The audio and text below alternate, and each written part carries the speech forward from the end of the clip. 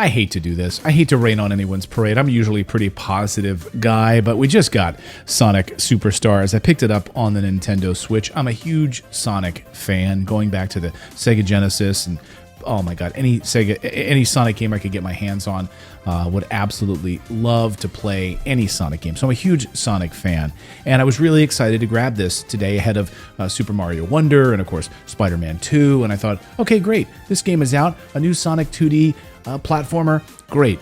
We got past Frontiers as a 3D experience. Let's go back to the roots, right? Let's go back to what made Sonic great. And okay, I am about 4 hours into the game now, and I can honestly say, sorry guys, it's not very good.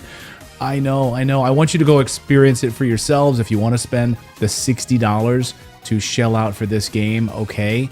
But I'm going to tell you right now, there's two words that come to mind when I think about this game: uninspired and forgettable. So let's take uninspired first of all. We're going to come into the game. It almost looks like we're going back to Green Hill Zone from Sonic 1. And it looks like, it just feels like to me, and look, let me just be clear, I'm not a video game designer. I know it's incredibly tough to design video games, but I want to know like what those meetings looked like at Sega, where they were sitting around saying, okay, here's our vision for this first level.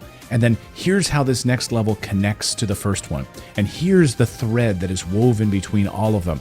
And it feels like none of those considerations were made. Like we just threw a whole bunch of levels and a bunch of random ramps and loop-de-loops and little random enemies shoved in different spots, that it really just felt blah. It felt uninspired. And when I say forgetful, I think about back to Sonic 1 or Sonic 3 or any of the really great Sonic games that make you want to keep coming back to it.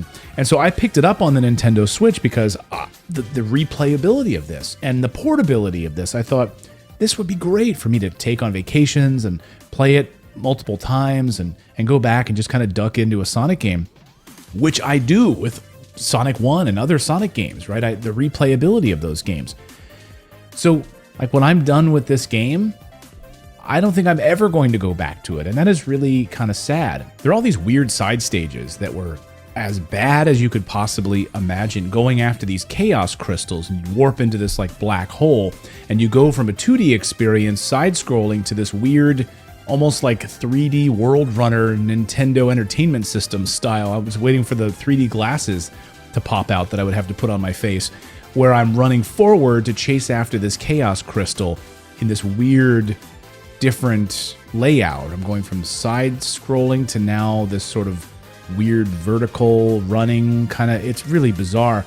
And it also was just janky.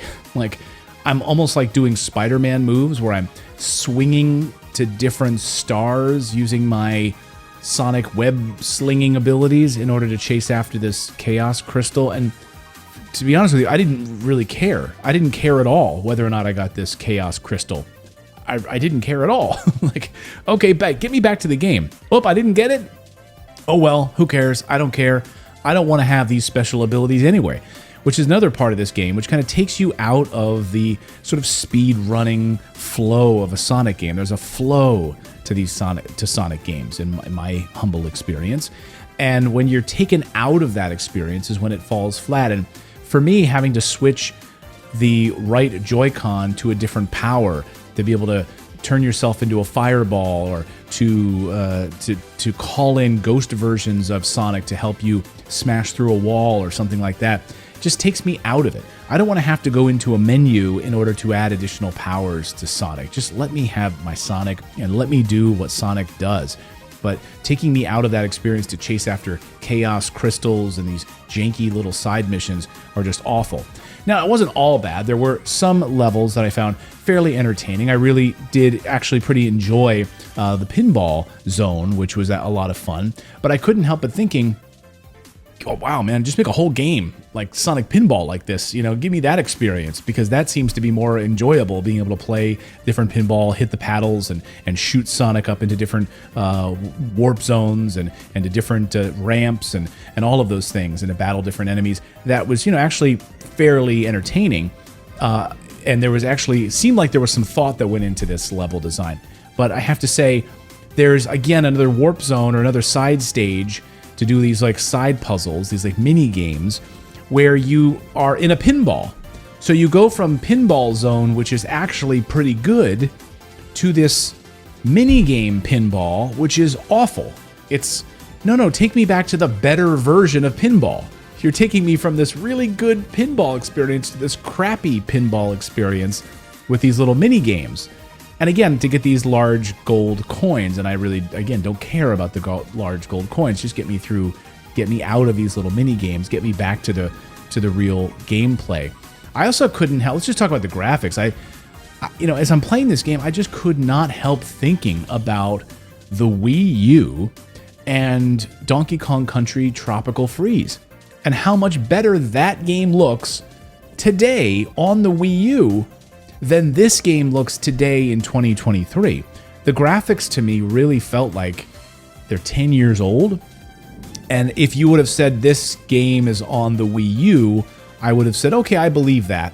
I believe graphically this looks like it should belong that generation of console, but not, both on the PS5 and on the Nintendo Switch. Now, I am playing the Nintendo Switch version, but from what I can tell from the PS5 version, there's really no difference. Really subtle performance improvements, but that's really about it. And I did notice some performance stuttering and staggering here as you are in between levels and levels are loading. You're getting this constant sort of stuttering in the menu, the yellow menu, as you go between these different levels. So in that way, it was kind of held back. But overall gameplay, when I'm actually in the Sonic zone, seemed fine. No problems with that. No problems with that at all. And another thing, as soon as I put the cartridge in, day one, of course, there was a very large day one patch for the cartridge. And that just drives me nuts. I hope that we get to a day where we have the cartridges that will allow us to even add day one patches onto the cartridge and save on the cartridge. But you get these cartridges, and on day one, we get these large patches. The same with like Spider-Man 2. I know, Insomniac has already released information on the disc version, saying the complete game is there. It's available. Don't worry about it. The complete game is on the disc. Don't worry about it. However, there will be a day one patch for Spider-Man 2. So these patches on day one. Let me just talk about the boss battles in this too. I mean, boring. I just feel like totally boring. The boss battles are just, I don't know. I mean, really not, again, creative, really uninspired, totally forgetful, pretty boring, repetitive. Overall, just a real stinker of a game. I just feel like there's no through line. There's no thread that makes this game one cohesive story, one cohesive experience. And it just seems like a whole bunch of level design randomness. Let's just put a ramp here. Let's just throw some enemies here. There's really no thought between the each of these levels and how they interconnect and the larger story they tell.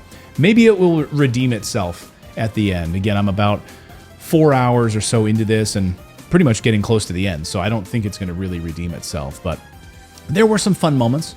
The nostalgia in me was happy to experience some of that. I will say the pinball music, there's some good like sort of 90s inspired music in the pinball level. Again, I keep coming back to the pinball level that I actually pretty much enjoyed. But other than that, guys, I don't know. I'm not impressed with this game at all. And it's sad. I'm a huge Sonic fan, and I was hoping that this would be a light, right?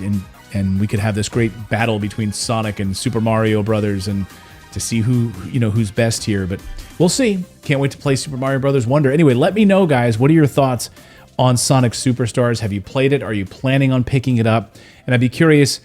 I have to think too, like the little kids playing this. Maybe little kids would enjoy this, but I don't know.